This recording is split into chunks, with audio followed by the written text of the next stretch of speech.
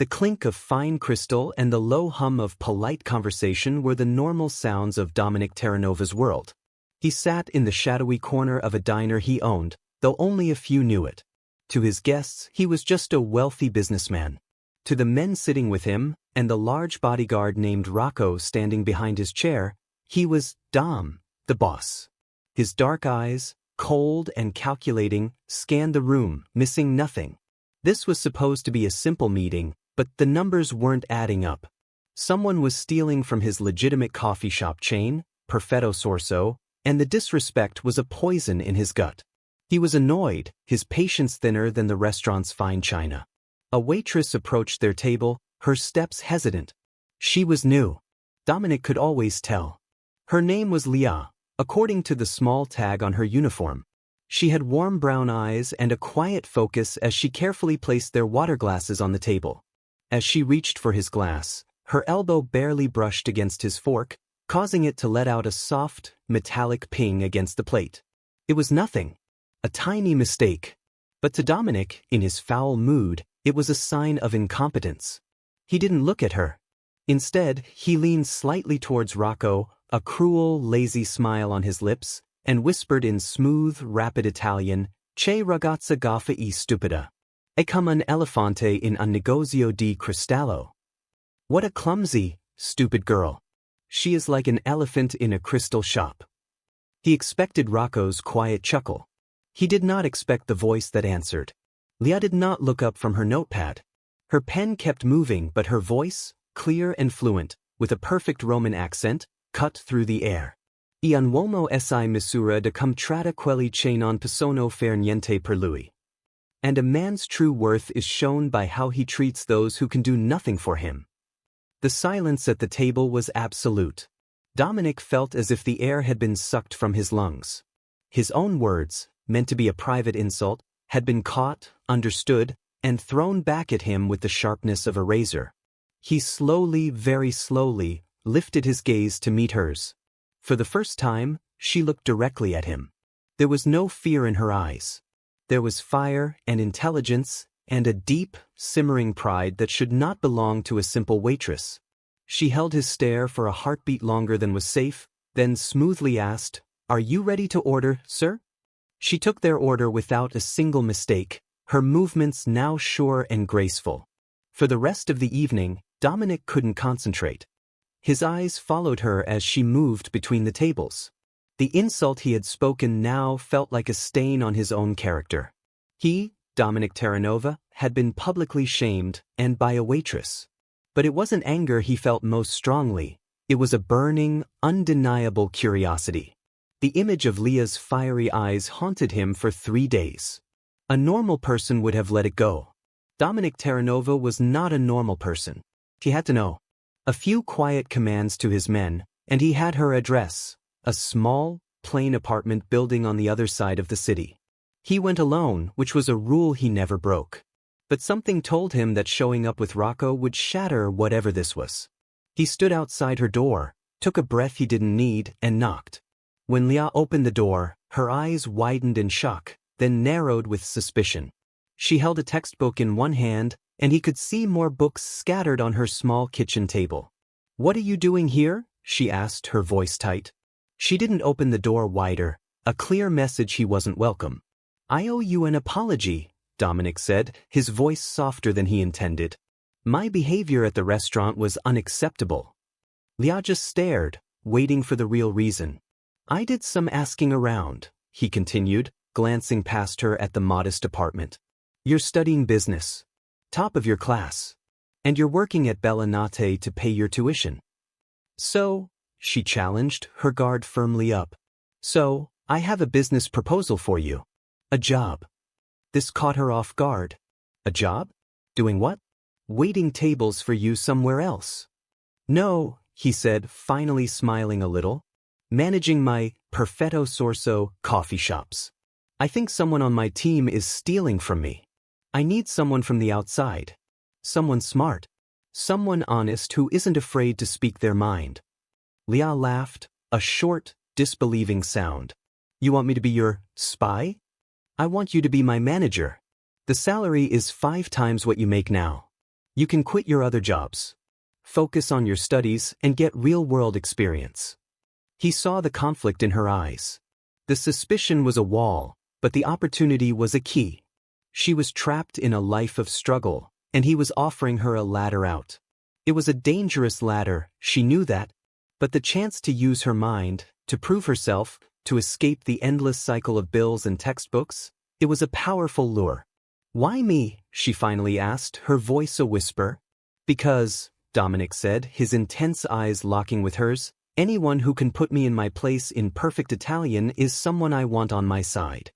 After a long pause, Leon nodded slowly. "Okay," she said. "I'll do it." The first week at Perfetto Sorso was a whirlwind. Leah was a natural. She understood the numbers, the inventory flow, the tiny discrepancies that others missed. She wasn't intimidated by the gruff managers or the suspicious looks from Dominic's men. She did her job with a quiet, fierce efficiency that Dominic found himself admiring more each day. Their interactions started as brief meetings in his office. He'd ask for an update, she'd give him a clear, concise report. But soon, the meetings lasted longer. They'd talk about business theories, her ideas for the shops, his vision. The tense spark from their first meeting began to smolder into something else.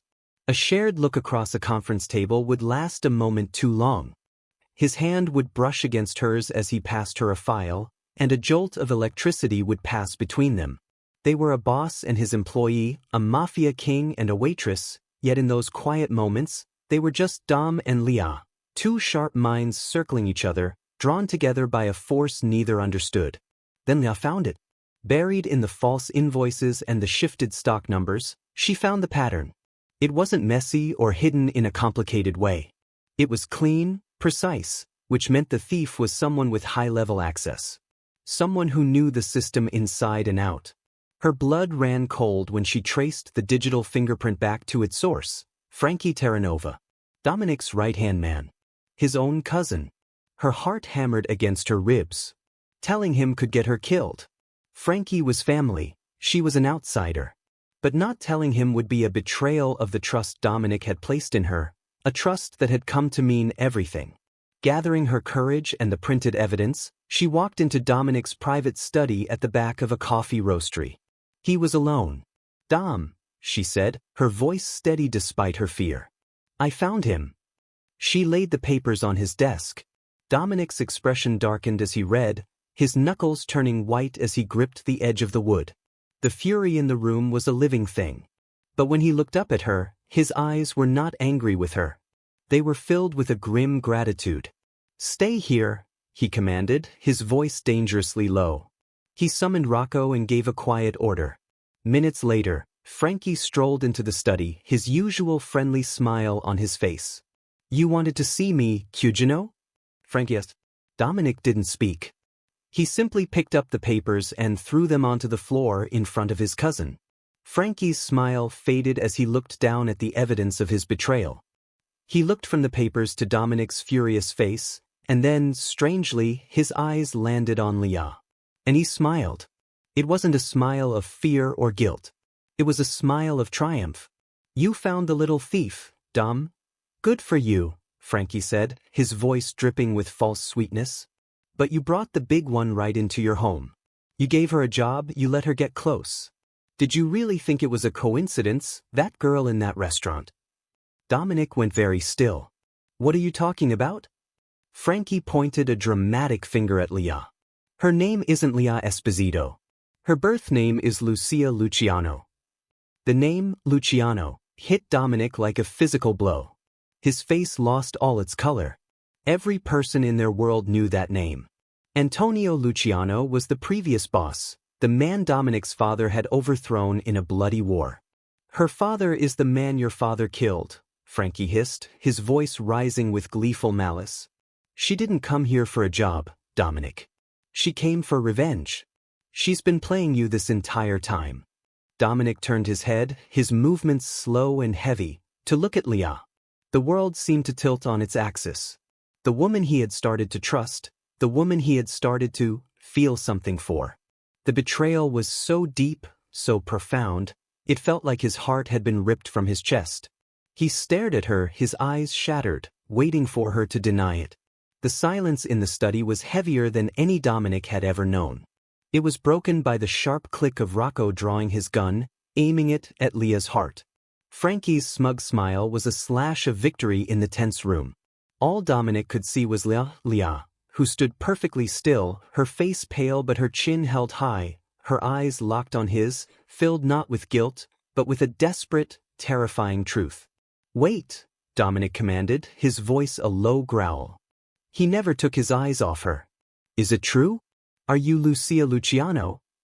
She took a shaky breath. "Yes." The admission felt like a final, crushing blow. But she continued, her voice gaining strength. "My name was Lucia. But my mother, Celia, changed it to Leah Esposito the night she ran away with me. She told me we were running from the monsters who killed my father. She told me the Terranovas were evil."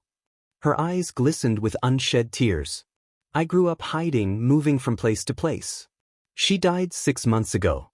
Before she did, she told me one last secret. She said the only thing she managed to save wasn't money or jewels. It was a key. She hid it in the one place she knew the Terranova business touched, the main Perfetto Sorso office building. It opens a safety deposit box with her real will." Frankie snorted. "A pathetic story." "Why?" Dominic asked, ignoring his cousin. His heart was a drumbeat of war inside his chest. "Why come here? Why now?" "The will," Leah whispered. She said it contained the truth. "Not just about our family, but about everything. I didn't want revenge, Dominic. I just wanted the truth. I got the job at the restaurant to get access to the office. I took your job for the same reason. I never thought you'd be," she trailed off, her meaning hanging in the air between them. "I never thought you'd be kind. I never thought I'd fall for you." Dominic sent everyone away. A furious Frankie, a confused Rocco. He was alone with the daughter of his father's greatest enemy. The old rules, the laws his father had hammered into him, screamed one thing: eliminate the threat. A Luciano could not be allowed to live. It was the foundation his world was built on. But the man he had become, the man who had looked into Leah's fiery eyes and seen a partner, screamed something else. He paced his office for hours, the ghost of his father's legacy warring with the living, breathing feeling Leah had ignited in him. She hadn't tried to run. She had stood her ground and told him a story that felt truer than any history he'd been taught. Her mother had run to save her, not to plot revenge. As the sun began to rise, casting long shadows across the room, he made his choice. It was the most dangerous decision of his life. He was choosing a possibility, the possibility of her, over the certainty of his family's code. He drove to her apartment himself. When she opened the door, her eyes were red and puffy from crying, filled with a fear that made his chest ache. "I believe you," he said, the 3 words simple, but their weight immense. The relief that washed over her face was so profound it staggered him.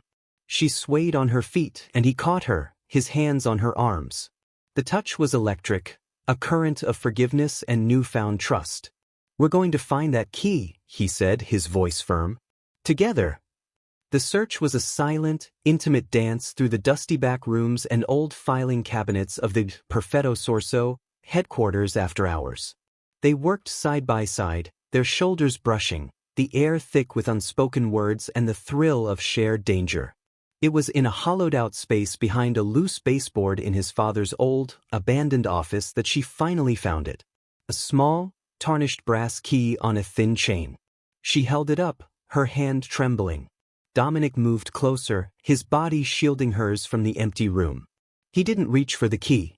He reached for her, his fingers gently tilting her chin up so her eyes met his. "Whatever that box holds," he vowed, "we face it together." And then he kissed her. It wasn't a gentle kiss.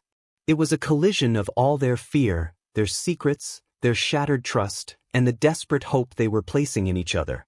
It was passion forged in fire, a claiming and a surrender all at once. It was the final, burning bridge between their pasts and a future they were now choosing to steal for themselves. The bank was cold and quiet. The safety deposit box was long and metal, sitting heavily on the table between them. With a final, shared look, Lia slid the key into the lock. It turned with a smooth, decisive click.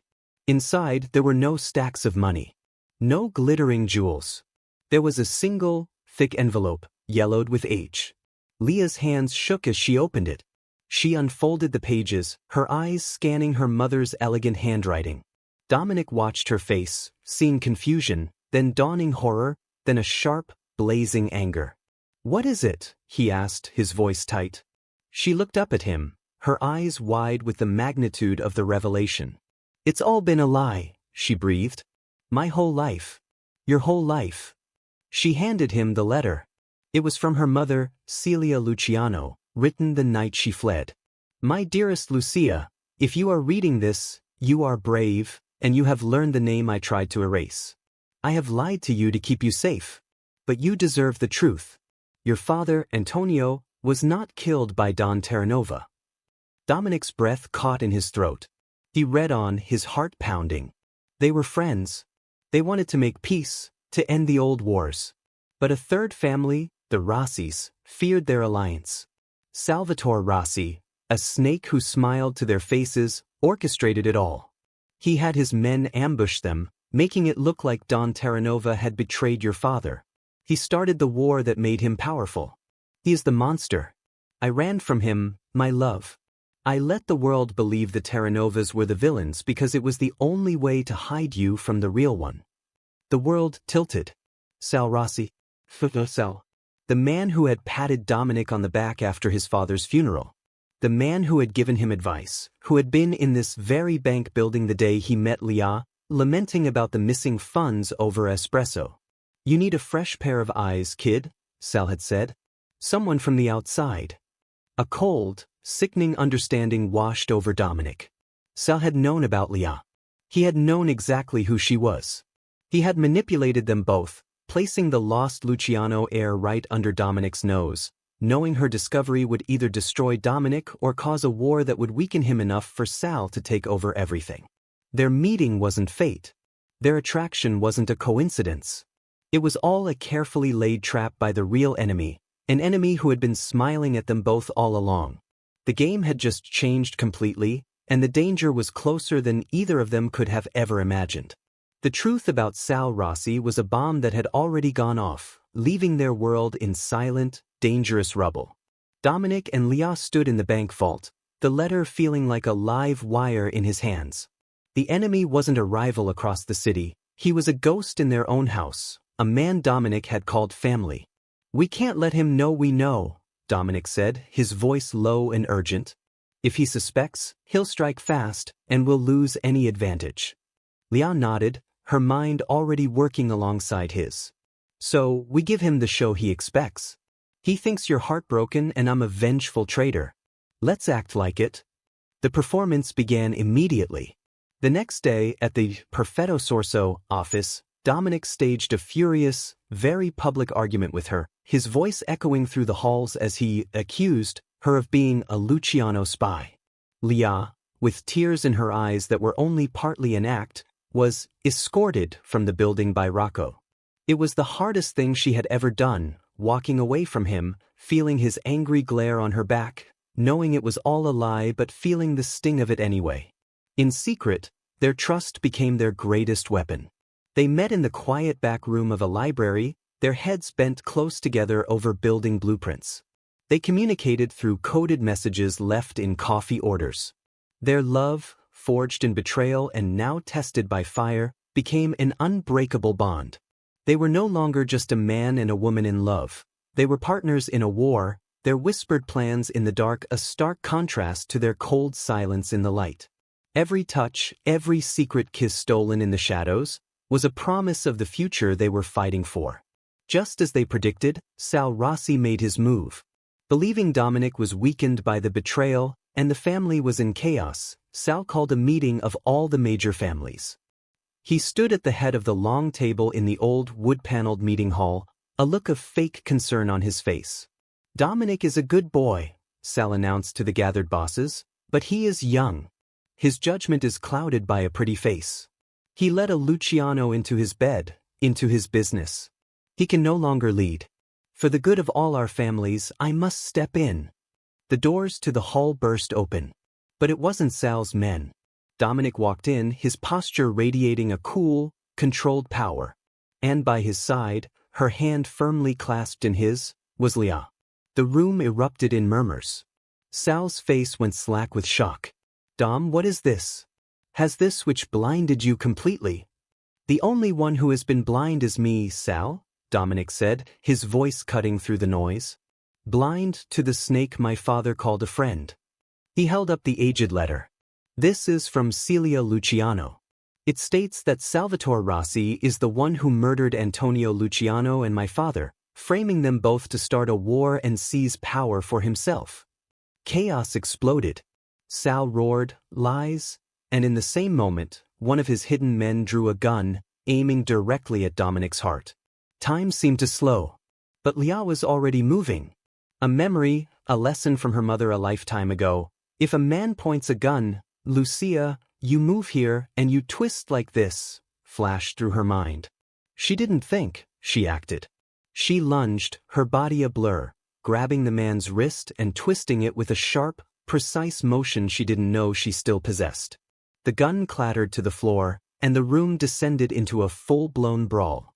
Dominic, seeing what she had done, felt a surge of awe and ferocity. He fought his way to her side, and together, they became an unstoppable team, protecting each other's backs until the last of Sal's loyalists was subdued. With Sal Rossi captured and his conspiracy revealed, a new peace settled over the families. Dominic was no longer just a boss who commanded fear. He was a leader who had uncovered a great evil and earned immense respect. The Terranova name was stronger than ever. Everyone expected him to take his throne with Leah as his queen. But Dominic had a different plan. He gathered everyone in the same hall where they had faced Sal. I have led this family as my father wished, he announced, his voice clear and strong. But that life ends now. He turned to Leah, his eyes filled with nothing but love and certainty. Then, to the gasps of the entire room, he got down on one knee. Leah, he said, the best thing that ever happened to me was the day I was stupid enough to insult you. You showed me that my worth wasn't in my power, but in my heart. I don't want to be a mafia boss. I want to be your husband. I want to build a real, honest life with you, growing, perfetto sorso, into something we can be proud of. Leave this world with me. Build a new legacy with me. Tears streamed down Leah's face, but they were tears of joy. Yes, she said, her voice ringing through the silent hall. 1,000 times yes. Then a small, knowing smile touched her lips. But we build it as true partners. She looked from Dominic to the stunned faces of the families. My mother didn't just leave me a letter. She left me the entire Luciano fortune, hidden in Switzerland for decades. It's more money than any of you have ever seen. The final, stunning plot twist settled over the room. The poor waitress was, in fact, an heiress. She had never needed Dominic's money or his power. She looked back at Dominic, her love for him shining in her eyes. So let's use it. Let's use my name and your name to build something that is just ours. No more Terranova, no more Luciano. Just us. And so they did. They walked away from the world of violence and secrets, hand in hand, two equals in love and in life. They turned Perfetto Sorso into a global empire, a symbol of what can happen when two broken pasts come together to create a perfect future. Their story became a legend, not of fear, but of a love so strong it ended a war and built a new world. We hope you were on the edge of your seat until the very end. The journey of Dominic and Leah was a roller coaster of secrets, trust, and ultimate love. If this story captured your heart, make sure to subscribe to the channel for more dramatic, twist-filled tales like this one. We love hearing from you. Let us know in the comments where you're watching from and what you thought about Leah's final secret. Was it the ending you expected? Thank you for watching.